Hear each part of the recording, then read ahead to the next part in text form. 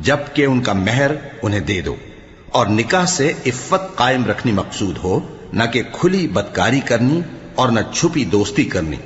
اور جو شخص ایمان کا منکر ہوا اس کے عمل ضائع ہو گئے اور وہ آخرت میں نقصان پانے والوں میں ہوگا۔ مومنو، جب تم نماز پڑھنے کا قصد کیا کرو تو اپنے منہ اور کوہنیوں تک ہاتھ دھو لیا کرو، اور سر کا مسح کر لیا کرو، اور ٹخنوں تک پاؤں دھو لیا کرو،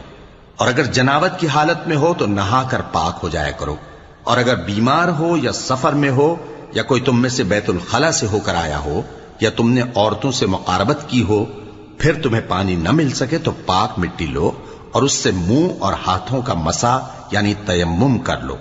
اللہ تم پر کسی طرح کی تنگی نہیں کرنا چاہتا،